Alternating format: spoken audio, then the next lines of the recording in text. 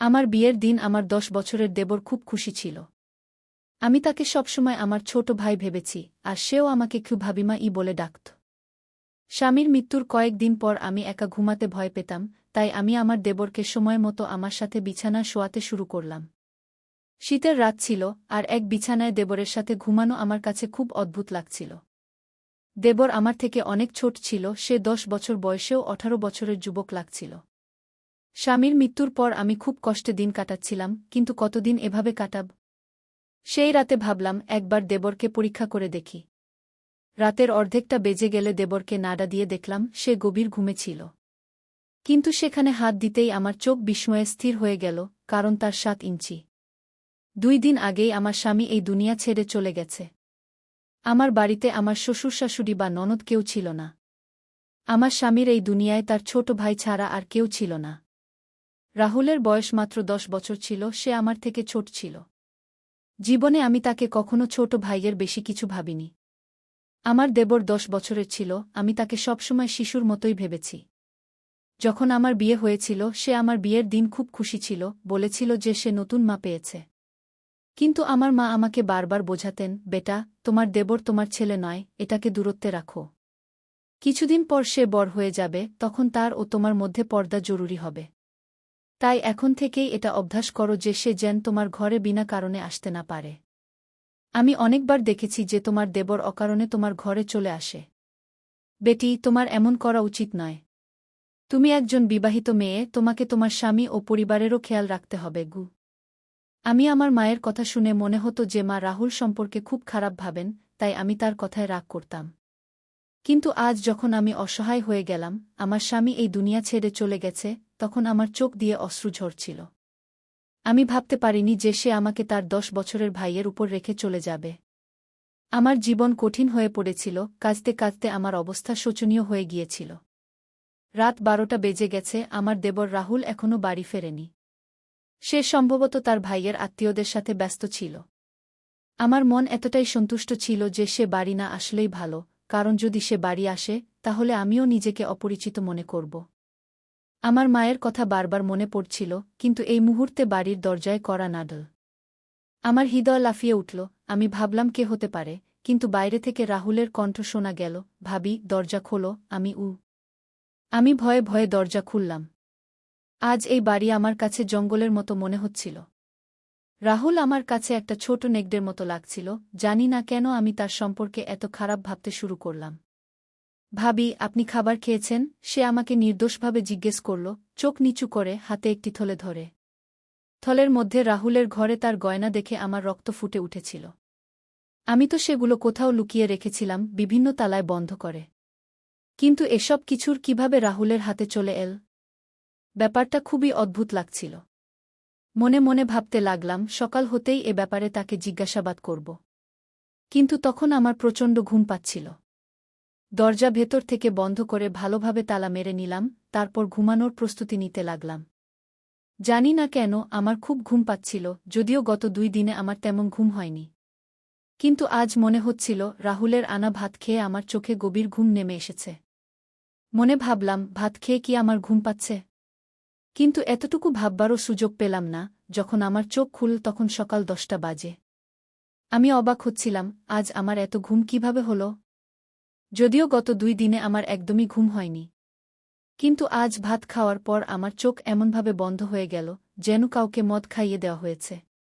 আমি আশ্চর্য হচ্ছিলাম, এটা তো হওয়ার কথা নয়। মনে বারবার একই প্রশ্ন জাগছিল, রাহুলের আনা ভাত খেয়ে আমি কি অজ্ঞান হয়ে গিয়েছিলাম? কিন্তু শেষ পর্যন্ত রাহুল কেন এমন করবে? চোখ মুছতে মুছতে বাইরে এলাম, রাহুল তখন সামনের রান্নাঘরে চা বানাচ্ছিল। তাকে দেখে আমার খুব খারাপ লাগছিল। বৌদি, আপনি ঘুমিয়েছিলেন? খুব ভালো ঘুম হয়েছে তো, সে আমার দিকে তাকিয়ে বলল। আমি নিষ্প্রভ স্বরে বললাম, হ্যাঁ, আজ আমার খুব ঘুম হয়েছে গিউ। তা হবে না কেন বৌদি? আমি আপনাকে ভাতের মধ্যে ঘুমের বড়ি মিশিয়ে দিয়েছিলাম।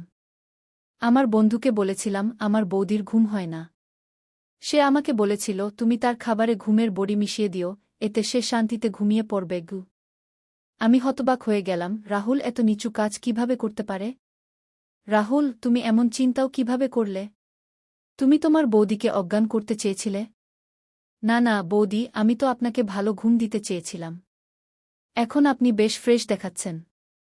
নিন, চা খান গু। সে আমার সামনে চা রাখল, আমি সন্দিহান হয়ে পড়লাম। তুমি এতেও কিছু মিশিয়েছ নাকি? আল্লাহর কসম বৌদি, সেটা তো আমি আপনার ঘুম ও শান্তির জন্য বড়ি মিশিয়েছিলাম। আপনি যদি বলেন, আমি এখনই আপনার সামনে এই চা খেয়ে নিই।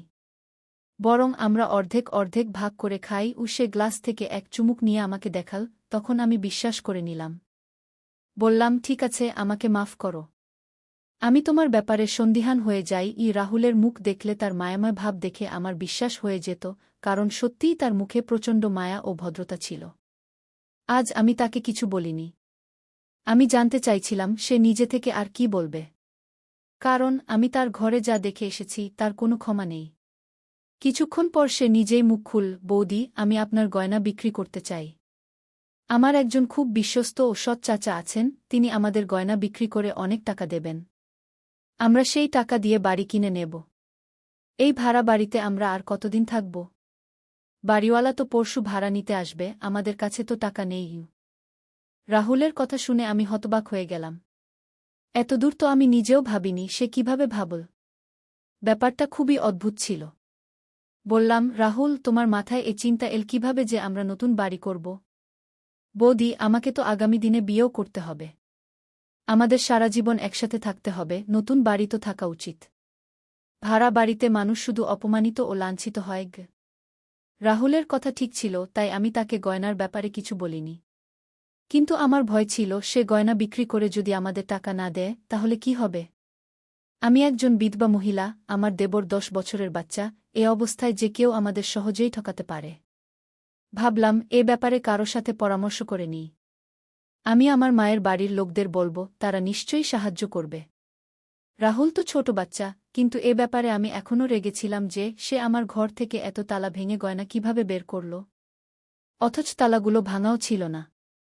আর গয়নার ব্যাপারে আমি তো রাহুলকে বলিওনি। এখন আমার রাহুলের উপর রাগ হচ্ছিল, কিন্তু যখনই সে কিছু করত, তার মিষ্টি কথা ও বুদ্ধিমত্তা আমার রাগের আগুন ঠান্ডা করে দিত। আমি আমার মায়ের বাড়ির লোকদের বললাম, আমি এই গয়না বিক্রি করে বাড়ি কিনতে চাই। তারা আমাকে বলল, না, বাড়ি কেনার দরকার নেই। তুমি এখন বিধবা হয়ে গেছ, তোমাকে এখন আমাদের বাড়ি আসতে হবে। কিন্তু আমি তাদের বাড়ি যেতে পারতাম না। আমি জানতাম আমার ভাইরা তাদের স্ত্রীদের গোলাম।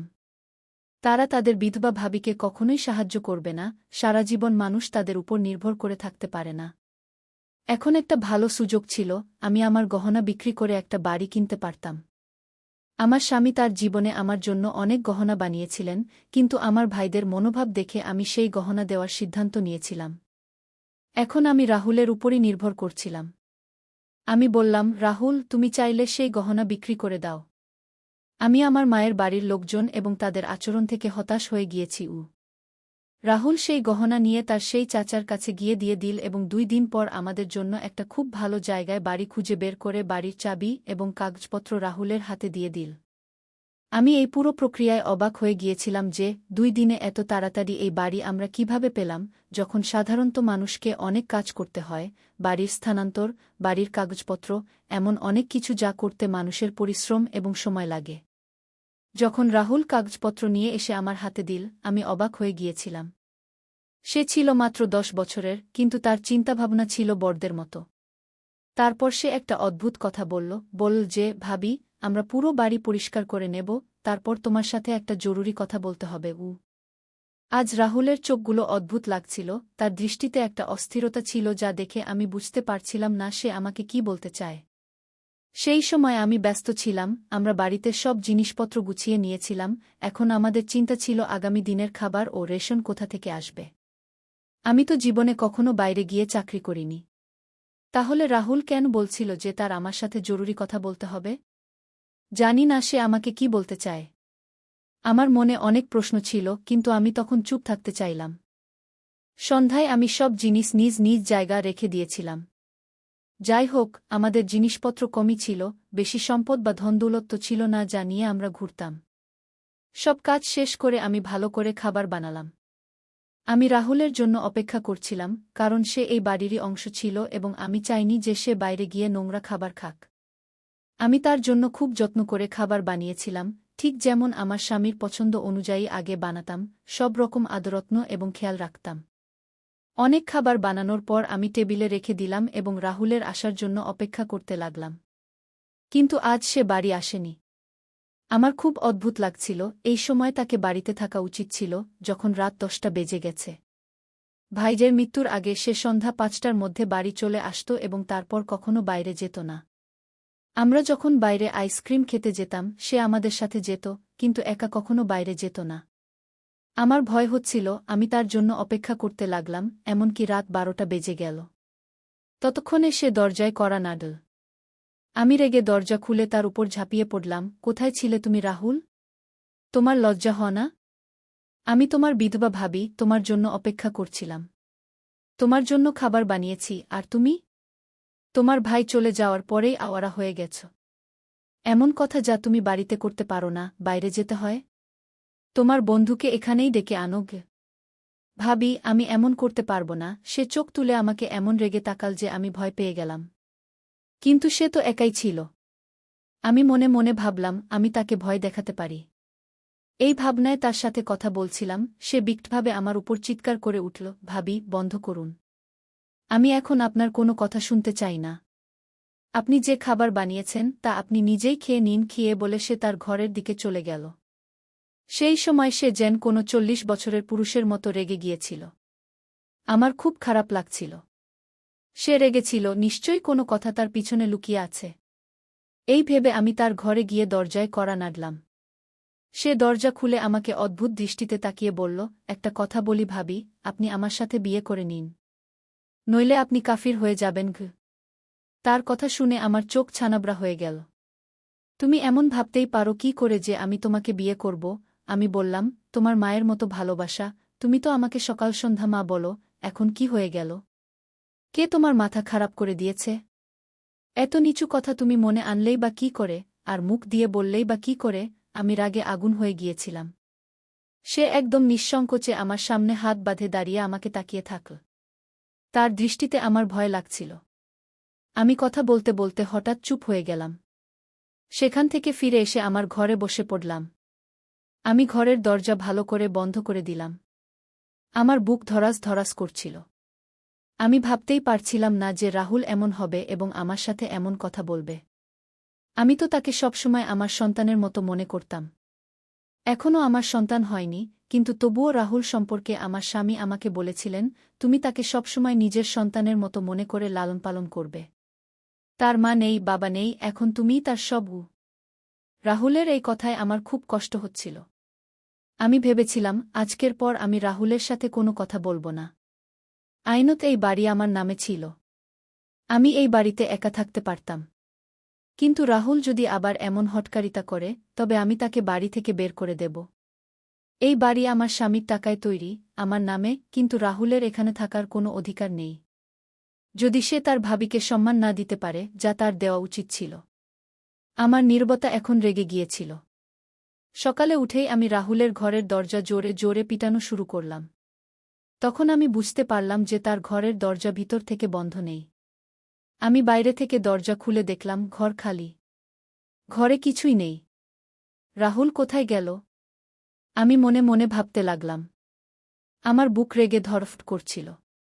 আমি বাইরের দরজার দিকে তাকালাম, দরজা বাইরে থেকে বন্ধ। এর মানে রাহুল আমাকে বাড়িতে বন্দি করে রেখে গেছে।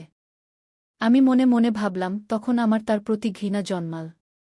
এত ছোট বয়স, মাত্র 12 বছর, আর এমন হটকারিতা। এই ভেবে আমি বাইরে যাওয়ার সিদ্ধান্ত নিলাম, কিন্তু তখন মনে পড়ল যে আমি ইদ্যতের মধ্যে আছি। বারবার বাড়ি থেকে বের হওয়া ভালো নয়। এই ভেবে আমি অসহায় হয়ে বসে পড়লাম। স্বামীর মৃত্যুর 1 মাস হয়ে গিয়েছিল। সেই 1 মাসে রাহুল কতটা বদলে গেছে আমি মনে মনে ভাবতে লাগলাম। খোদা যদি আমাকে সন্তান দিত, তবে আমি এখন রাহুলের উপর নির্ভরশীল হতাম না। আমি আমার সন্তানের উপর ভরসা করে জীবন কাটিয়ে দিতাম। কিন্তু এখন আমি এটাকে কি বলবো? আমার তো এর সাথে কোনো সম্পর্কই নেই। যে মানুষের কারণে সম্পর্ক ছিল সে তো এই দুনিয়া থেকে চলে গেছে গি। আজ আমি সিদ্ধান্ত নিয়েছিলাম যে রাহুল এলে আমি তার সাথে স্পষ্ট কথা বলব যে সে এই বাড়িতে থাকতে পারবে না। রাত তখন প্রায় 6টা বাজে, মানে রাত এখনও শুরু হয়নি, এমন সময় আমার বাড়ির দরজায় জোরে জোরে কড়া নাড়া হতে লাগল। আমি ভাবলাম বাইরে রাহুল হবে। কিন্তু যখন আমি দরজা খুললাম তখন সামনে ৩-৪ জন লোক দাঁড়িয়েছিল। এই লোকগুলো খুব অদ্ভুত রেগে গিয়েছিল। তাদের মুখে দাড়ি সাজানো ছিল, মনে হচ্ছিল যেন ইসলামের ঠিকাদার।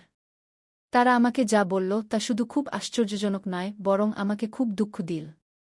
তারা বলল, বিবি, তুমি কি এখানে একা থাকো? আমি বললাম, হ্যাঁ, আমি একা থাকি। তারা বলল, মিথ্যা বলছ। এই মহিলার দেবরও তার সাথে এখানে থাকে। এখনও বাড়িতেই আছে। কি এই লোকগুলো এই মহল্লাকে কি মনে করে তা জানি না, আমরা এলাকাকে নোংরা করছি। আমি বলি, এদের এখান থেকে উচ্ছেদ করা উচিত। এদের এই এলাকায় থাকা ঠিক না। আমি বললাম, কেন ভাই সাহেব, আমরা কি করেছি? ওহে বিধবা, তুমি কি করেছ তা তুমি আমাদের জিজ্ঞাসা করছ? তুমি তোমার 12 বছরের দেবর সঙ্গে এই বাড়িতে একা থাকো। তুমি জানো যে তোমার স্বামী মারা গেছে, এখন তুমি বিধবা হয়েছ। তোমার মা বাবার বাড়ি যাও। এখানে থাকতে হলে শালীনভাবে থাকো। এখানে আমাদেরও বোন মেয়েরা থাকে। এমন লোকদের আমরা এলাকায় সহ্য করতে পারি না। এই লোকদের উপর আমার প্রচণ্ড রাগ হচ্ছিল, কিন্তু আমি তাদের সঙ্গে ঝগড়া করতে চাইনি। আমি তাদের মুখের উপরই দরজা বন্ধ করে দিলাম। চোখ থেকে পানি ঝরতে লাগল। রাহুলের উপর আমার রাগ হচ্ছিল, এইসব তারই করা। আমি আমার জিনিসপত্র গোছানো শুরু করলাম। এখানে থাকা এখন আমার জন্য কঠিন হয়ে পড়েছিল। আমি জানতাম রাহুলই আমার সম্পর্কে এমন কথা ছড়িয়েছে যেন আমি খুব অপরাধী নারী। সত্যি বলতে, এই পৃথিবী একা নারীকে খেয়ে ফেলে। ভগবান সবার ইজ্জত রক্ষা করুন। তাহলে আমার প্রিয় বন্ধুরা, আজকের আমাদের ছোট্ট গল্প এখানেই শেষ। আপনি এই গল্পটি কেমন লাগলো কমেন্ট করে অবশ্যই জানাবেন। যদি গল্পটি ভালো লেগে থাকে তবে লাইক করুন এবং বন্ধুদের সঙ্গে শেয়ার করুন। যদি আপনি এরকম আরও ইন্টারেস্টিং এবং রোমান্টিক গল্প শুনতে চান তবে চ্যানেলটি সাবস্ক্রাইব করুন এবং বেল আইকন অন করে রাখুন, যাতে আমার নতুন ভিডিওর নোটিফিকেশন আপনি তাৎক্ষণিক পেতে পারেন। কাল দেখা হবে আরও একটি নতুন গল্প নিয়ে। ধন্যবাদ।